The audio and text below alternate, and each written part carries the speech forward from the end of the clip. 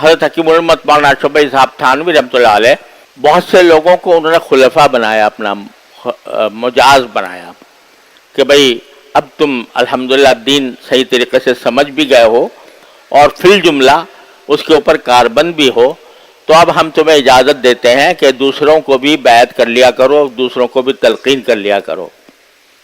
خلیفہ مجاز جس کو کہتے ہیں۔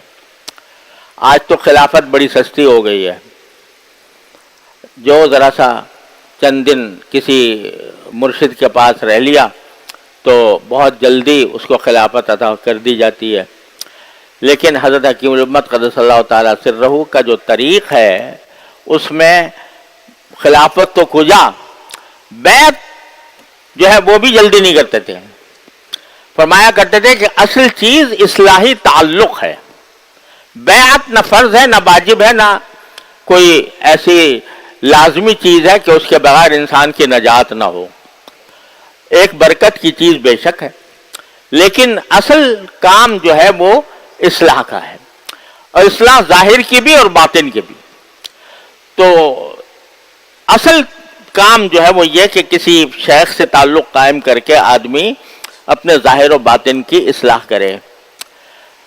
بیعت اسی لیے حضرت جلدی نہیں کرتے تھے بیعت کرنے میں، پہلے آنا جانا ہو، خط و کتابت ہو، ایک دوسرے کے ساتھ مناسبت پیدا ہو، اور پھر اعتقاد بھی ہو، جو باتیں بتائی جائیں ان کے اوپر عمل بھی کرے۔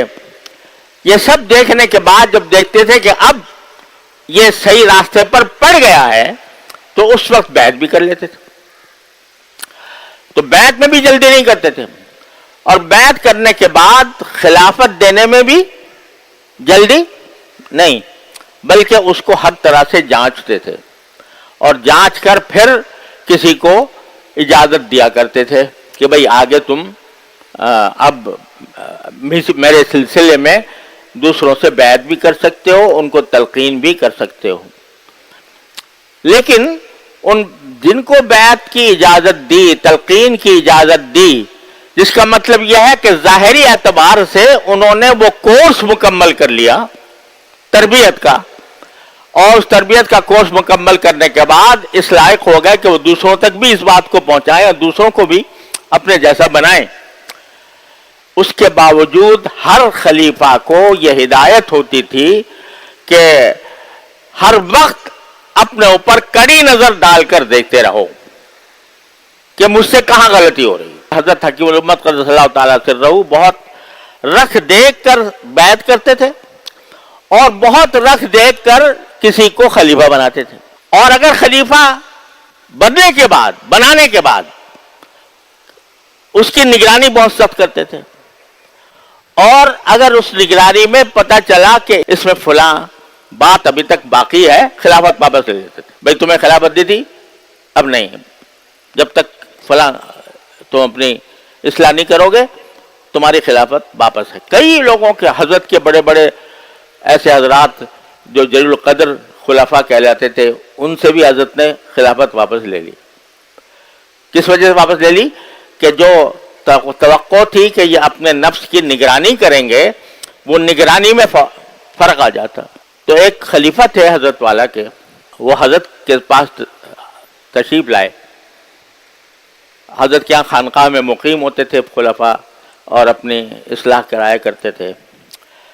تو وہ آئے اور اپنے ساتھ ایک بچے کو لے آئے، اپنا ایک بچہ تھا، اس لیے کہ تاکہ حضرت سے اس کے بارے میں دعائیں لیں، حضرت اس کے سر پر ہاتھ رکھیں، اس کو یہ سعادت حاصل ہو کہ حضرت کی زیارت ہو گئی ہے، حضرت کی نگاہ بھی اس کے اوپر پڑ جائے۔ بچے کو ساتھ لائے اور لا کر حضرت کی خدمت میں پیش کیا کہ حضرت یہ میرا بچہ ہے، میں اس کو ساتھ لے آیا ہوں اس غرض سے کہ آپ کی نظر پڑ جائے، آپ کی دعائیں اس کو مل جائیں۔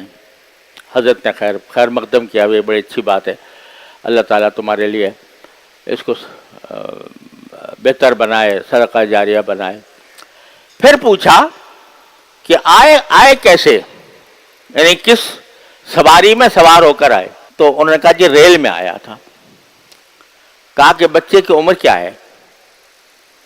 کہا کہ بچے کی عمر وہ ہے جی 12 سال پوری ہو گئی ہے۔ تو حضرت نے فرمایا اس کا تم نے آدھا ٹکٹ لیا تھا یا پورا لیا تھا؟ ریل میں ٹکٹ اس کا آدھا لیا تھا یا پورا لیا تھا؟ انہوں نے کہا حضرت آدھا ہی لیا تھا. کہا کہ 12 سال کے بچے کا تو ٹکٹ پورا ہوتا ہے، آدھا کیوں لیا؟ کہا کہ جی دیکھنے میں یہ بالکل بہت چھوٹا لگتا ہے، سیٹ بھی بہت چھوٹی سی گھیرتا ہے، تو اس لیے میں نے سوچا کہ یہ ابھی تک بچے ہی کے حکم میں ہے، اس لیے ٹکٹ آدھا لے لیا. حضرت نے فرمایا اس کا مطلب یہ ہے کہ طریق کی یعنی تصوف کی تمہیں ہوا بھی نہیں لگی، جاؤ آج سے خلافت واپس لے لی. کس بات پر؟ کہ بچہ 12 سال کا تھا اور 12 سال کے بچے کا ٹکٹ آدھا لیا، تو تم نے خیانت کی، ایک طرح سے جھوٹ بولا کہ اس کو بچہ ظاہر کیا جس کا آدھا ٹکٹ ہوتا ہے، اور تو حقیقت میں یہ پورا عمر کا تھا، تو تم نے خیانت کی. اب یہ خیانت جو تم نے کی، یہ باوجود ہے کہ وہ ذاکر، شاغل، تہجد گزار، عبادات میں بہت آگے، لیکن اس وجہ سے خلافت واپس لے لی کہ تم نے ٹکٹ پورا کیوں نہیں لیا.